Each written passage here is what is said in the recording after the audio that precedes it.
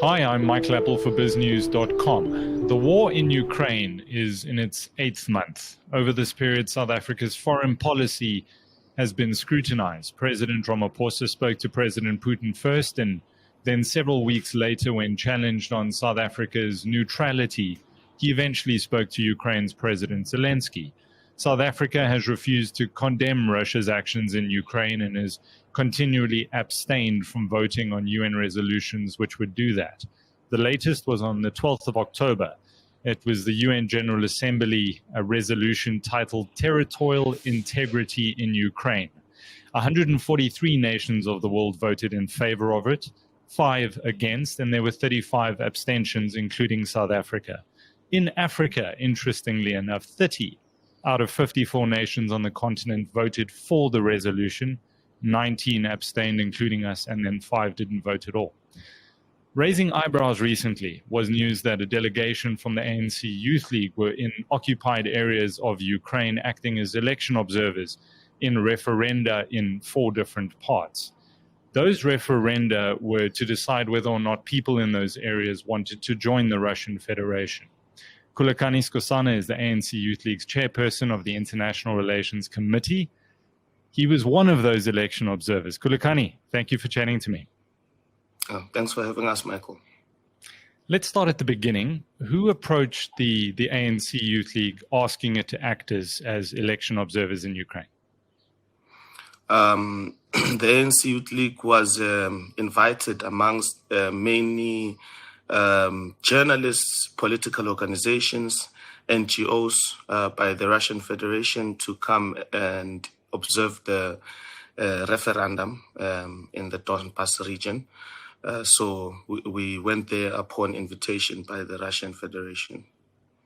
And was that somebody from the Russian embassy in South Africa who reached out to you, or was that somebody in Moscow that reached out to you?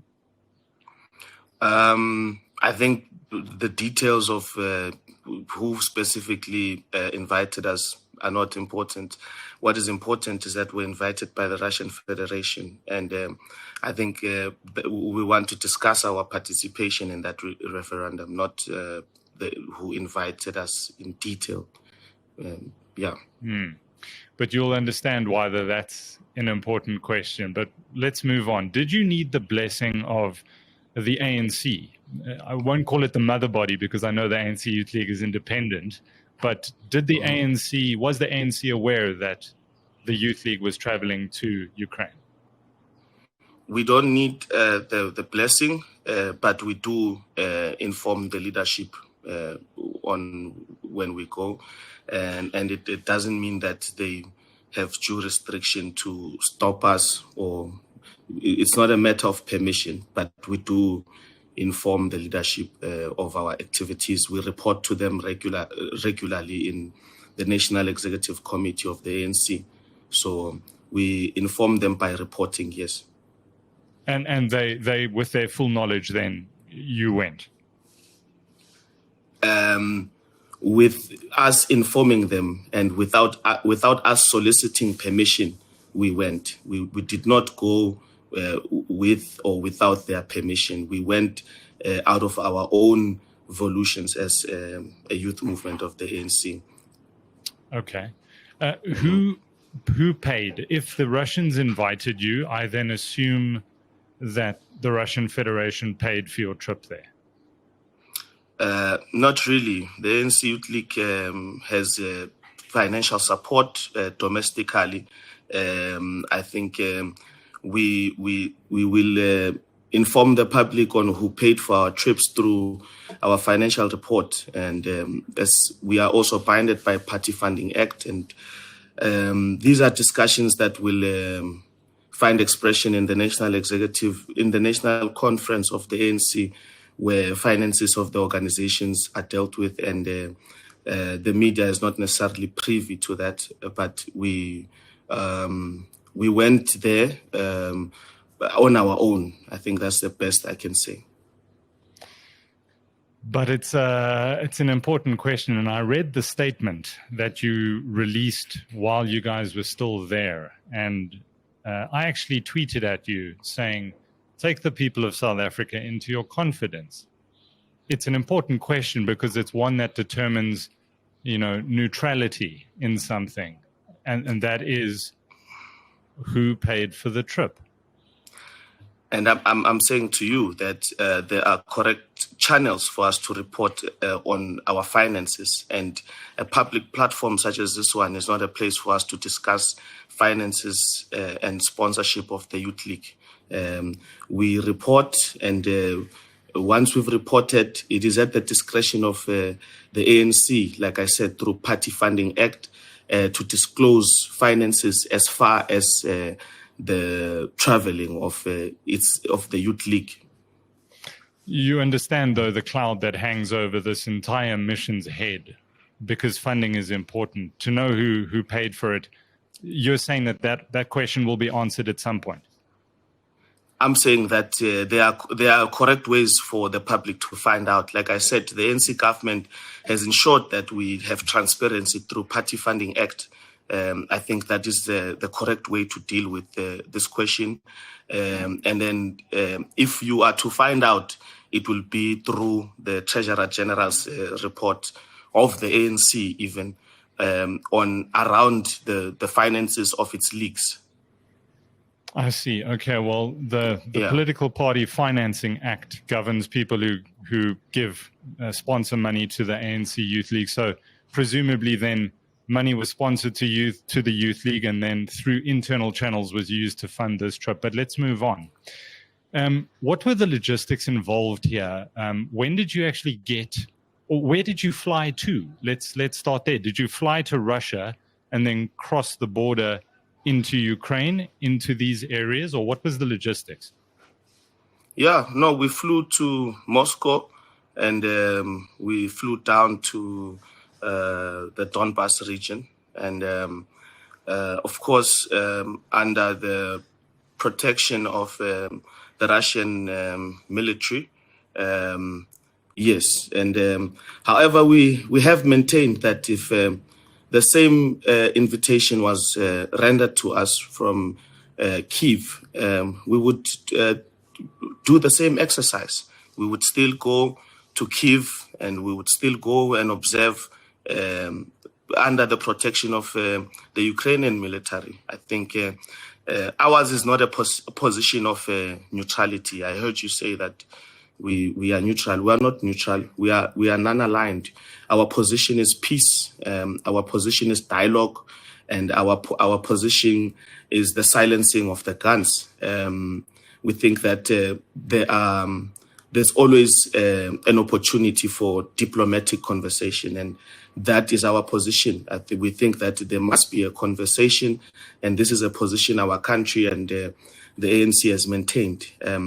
It's important for us as young Africans and young South Africans to accumulate information with our own eyes, and that is why we agreed to go to the Donbas region, and that is why we will agree to go to Ukraine if invited. That is our position. We want peace. We don't want people to die, and we think that too often, and in this particular instance, you always hear political elites speaking on behalf of the people. It's important for us to hear directly from the people, and I think that is what we want to do, to observe and to understand the situation on the ground as raw as it is, and also to engage with the citizens of Donbas for them to speak directly to us,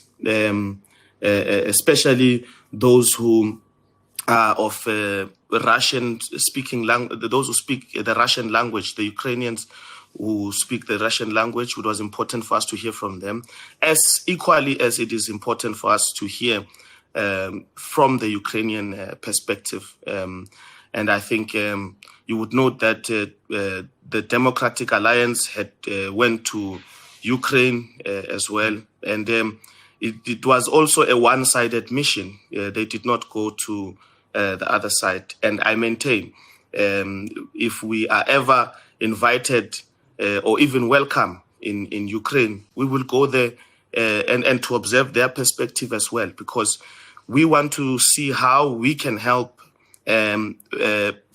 facilitate peace. And our government in the United Nations has tabled a couple of proposals around how it could facilitate negotiations between the two nations.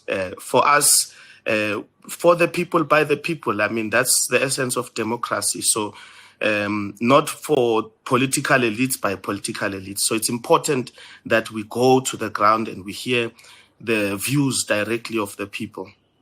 So that's what we want to do. Mm-hmm. So I think there's just one starting point here, and that's the 24th of February, when Russian troops crossed over the border from Russia and from Belarus. If we understand the notion of a border, and I'd like to think we do, a border is something that denotes ownership of territory. We have it between us and Zimbabwe.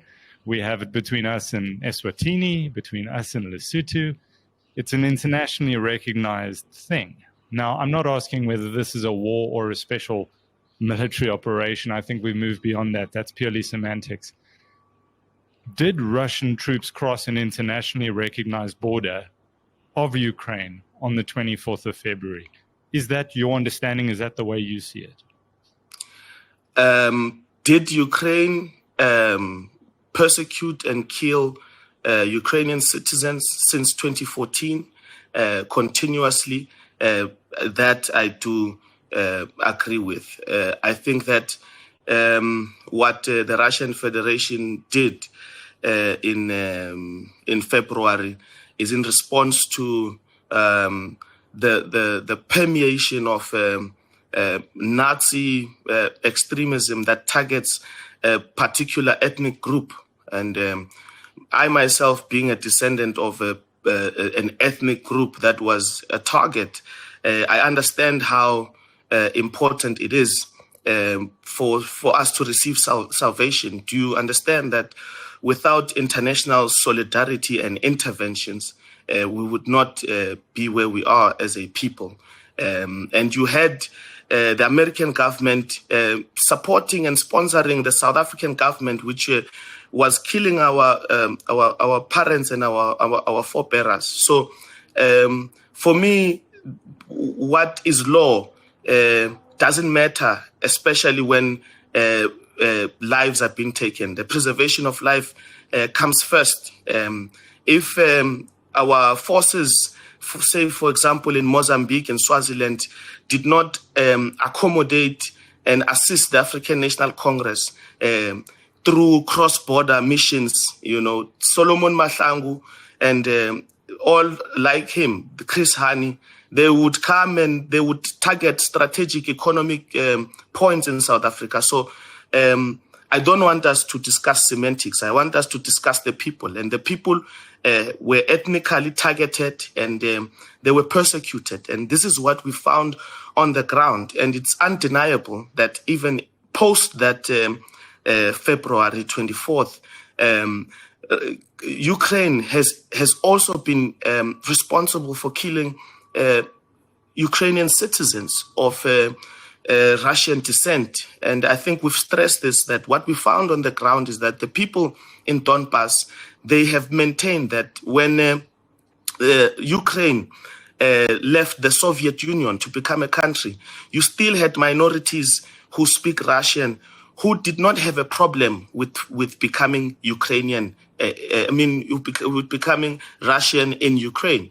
But the continued persecution and targeting, to cancel the Russian language in that area, it is to target those minorities. I'm just imagining the South African government saying that Afrikaans is no longer a language in our country, etc., etc. And not everything appears on TV. So we cannot say on the basis that we've not seen these attacks of the people of Donbass, therefore they did not exist. And if you look at reporting, media reporting as early as 2014, you would note that actually it is quite true that the minorities, the Russian-speaking minorities in Donbass have been recipients of constant targets and attempts to eliminate not only their culture, but human beings. And we cannot make excuses for Nazi extremists. I mean, we've seen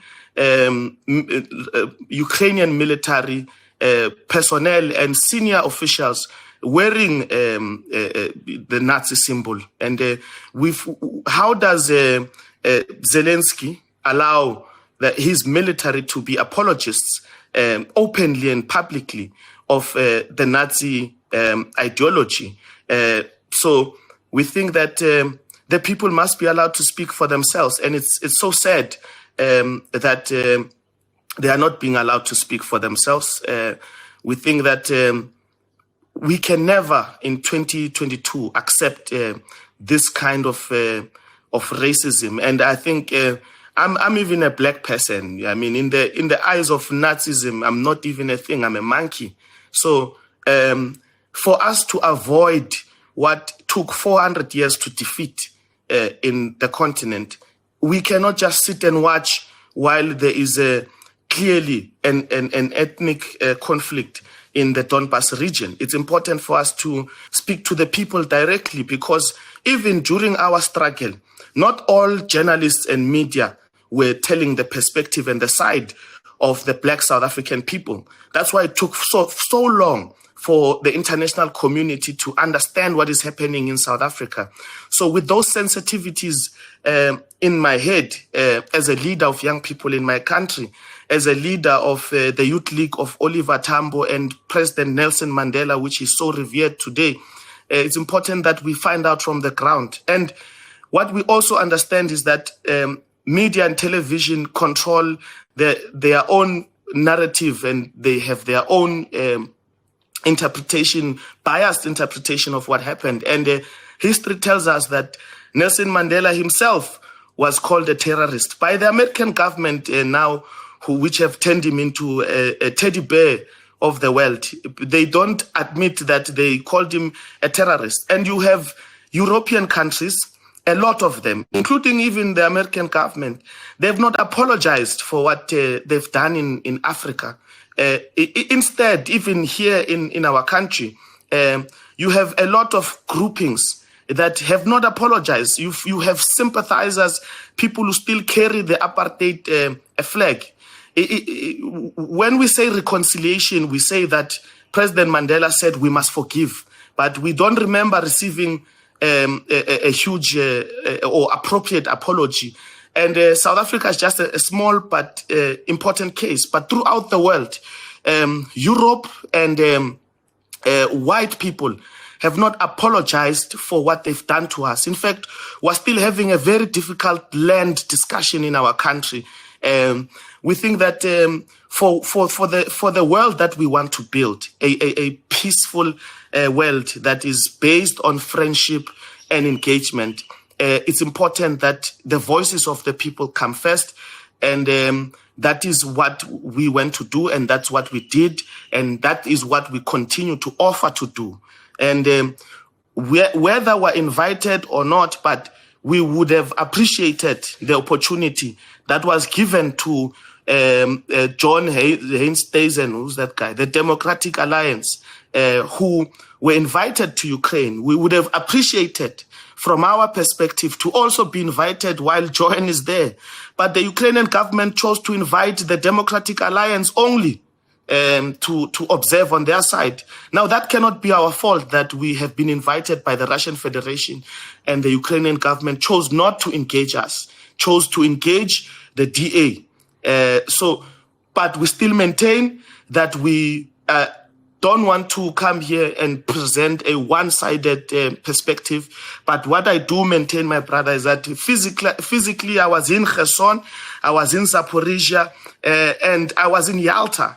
And those people, they want to be Russian citizens. However, this is based on the fact that they have been recipients of constant attack. I mean, you've seen the terrorism that the attacking of the bridge there. That has nothing to do with the military. If you have a quarrel with the Russian military, engage the Russian military. Do not target civilian infrastructure. And this similarly, we say to the Russian Federation, or we say to both sides, there's no side that is justified in targeting civilian installations. But what we will not agree with is that Ukraine is also innocent and it has not killed people. Ukraine has killed people and it has killed Ukrainian citizens purely because they want to speak Russian. And we want to say that we are completely and utterly against the violation of human rights, and we are for engagement and peace.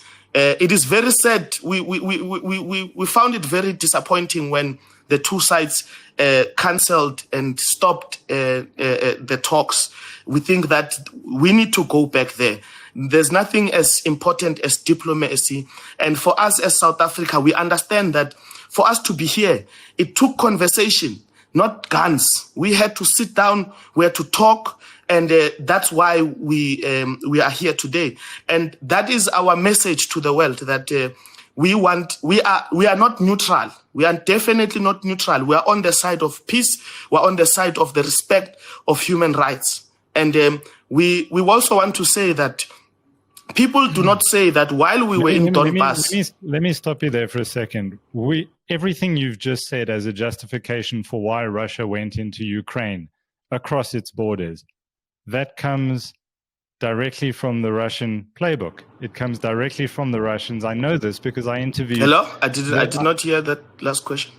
Apologies. I'm saying everything that you have said as is justification for Russia's invasion of Ukraine has come from the Russian side.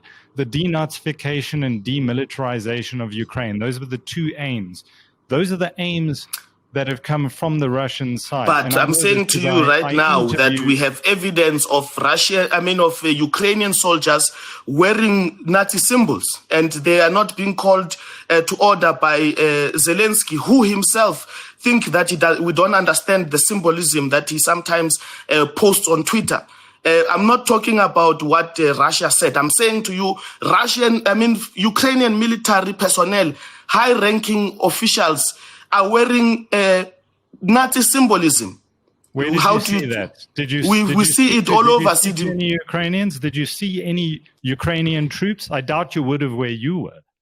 Yes, we see the evidence through not only social media, but we do have friends all over the place in the world who share some of the content. Just as much as you receive evidence of what would Russia maybe bombing a place in Ukraine, you get footages. We get footages. We don't observe elections only. We observe communications, and we observe and we see the things that they do not want to see. We've seen the posts of Zelensky that he posts and deletes because he does not know that we can decipher some of those images, and he has not called to order those soldiers that were or put on that symbolism. And we are not here to push a Russian narrative. We're here to push to say that we are against Nazism and we are against politicians and super power leaders who think that they can speak on behalf of the people. We are here to represent the views of the people. And what we found in the Donbass area, like I said, the people there have never had a problem with being Russian in Ukraine. However, their language is being killed. It's a fact that the Ukrainian government has nullified the Russian language in Ukraine, has continued to persecute and target Russian-speaking people in the Donbass area. And there's nothing as important as self-determination, considering the fact that those people are under severe attack. It is important that they speak for themselves. Since 2014, they've been at the receiving end of constant attacks. And this is not spoken about on Western media or mainstream media. And we know that there have been coups in in Ukraine when a pro-Russian leader was elected by the people there. He was removed from power. Now, it means there's no respect for democracy and there's no appreciation that there must be different views in our country. In my country alone, there are different views, but we're tolerant. We don't kill each other. And that's what we want to say, that the people there, because they've been recipient of this constant attack, they must speak for themselves. Ukraine used to be part of the Soviet Union, and that is why it is justified to say that you find a very significant Russian minority in the Donbas area. It is based on the fact that originally Ukraine is only 30 years old, and in those 30 years old, for at least almost 8 to 10 years, they've been attacking the people of Donbas who are of Russian descent, who did not have a problem. If Russia had a problem with with Ukraine becoming a country, they would have not. They would have fought them from the very beginning when they left the country. But they allowed the people of Ukraine to self-determine. What is the problem is the persecution and killing of Russian minorities in the Donbas area. And even me, you see, currently we are in South Africa and we have Tswana people. I would understand if the Botswana government wants to intervene if we attack Tswana-speaking people.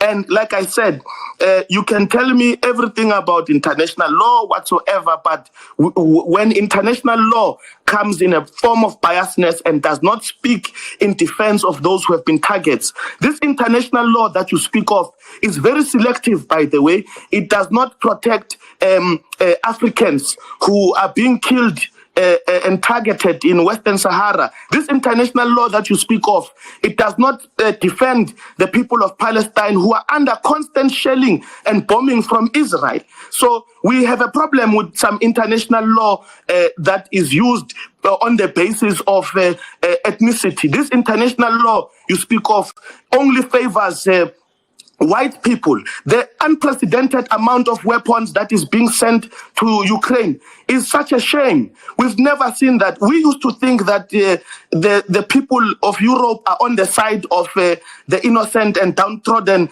victims of oppression. But we can see, we've heard the remarks. We heard the remarks of officials in Europe saying that this is not Africa. This should not happen. And we don't want any violation of human rights. Indeed, it should not happen. But we have a problem with international law that is biased. And I wanted to say that also people must say that while we were in Donbas, the leadership of the Youth League was also in Washington.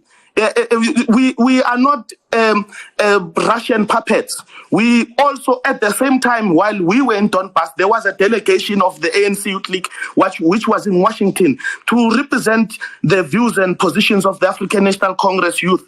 And I just want to stress that on the basis that we are not proxies in any way whatsoever of the Russian Federation, but we will not be spoon-fed some European narrative that we must just believe that the Russian government is a terrorist or it is a killer government. We know who are killers based on evidence, historic years on top of years of evidence. And I maintain they've not even apologized for what they've done in our continent. So we will not be told. People who think that they used to control the African continent, they must know that in 2022, they will not do that. We will take our own decisions and we will go and observe if we need to observe. All right. I want this to be a two-way conversation, please. Let me put this proposition to you, as it's a little closer to home.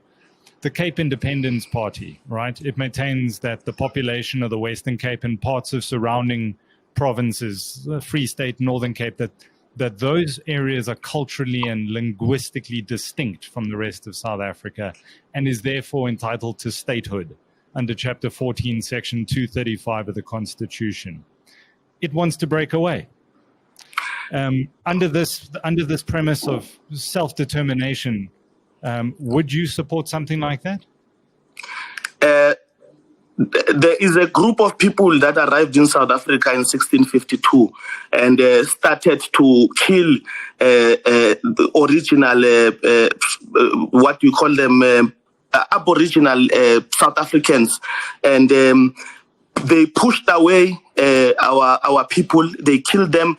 They took our cows. They took our land, and they turned us into slaves. If we are going to speak of Cape independence, we must speak of Cape independence in understanding that that land actually belongs to the Khoi and San, who have been annihilated. And if Cape must be independent, it must go to the Khoi and San and the people that were removed from that area prior to 1652. And I maintain that settlers cannot come and tell us in our country that they want independence in our country where they settled, and we did not chase them away, just like what happened in Mozambique. They were chased away. You go to many African countries, they were chased away. In South Africa, I maintain Mandela said we must forgive. It's us who had to forgive them, not the other way around. So we're not going to have an attempt to tell us here in South Africa that a settler wants to take our land. And by the way, we are not killing any minorities in Cape Town. We are not targeting any minorities. We have forgiven people who have not apologized. And now they have the audacity to come here and tell us that they want independence. There's no independence of they are going to get. What they will get is reconciliatory efforts to coexist. That is what they will get. And if they want annexation of the Western Cape, then that annexation will be on the side of the Khoi and San. That is what will happen. But there are no settlers here that think they're going to take Cape Town. We'll show them. There's no such thing that's going to happen. There's a difference between the South African situation and what you find in the Donbass area. Okay. Cape Town and Western Cape have forever and permanently been part of South Africa.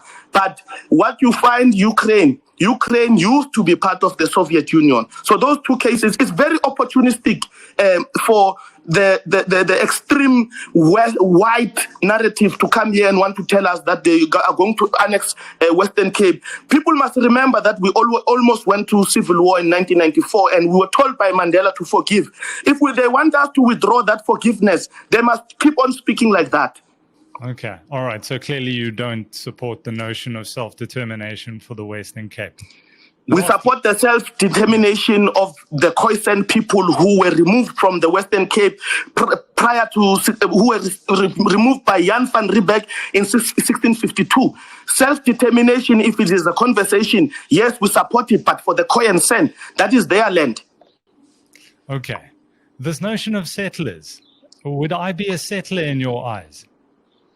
If you think that this is only your land, then you are a settler. But if you think that you belong to a new South Africa that is built in 1994, then you are not a settler, you are a South African. We have a problem, like I said, with people who maintain their beliefs of prior 1994, that some of us are monkeys. You see, that one is a settler.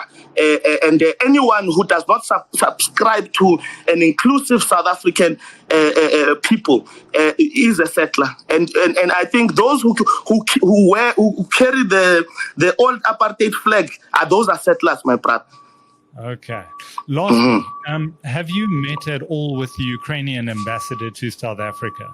Because the last time I spoke to her, she said, and that was just after your trip, she said that if you guys were in Ukraine, you were flouting immigration laws. Anything you want to say about that as the last question?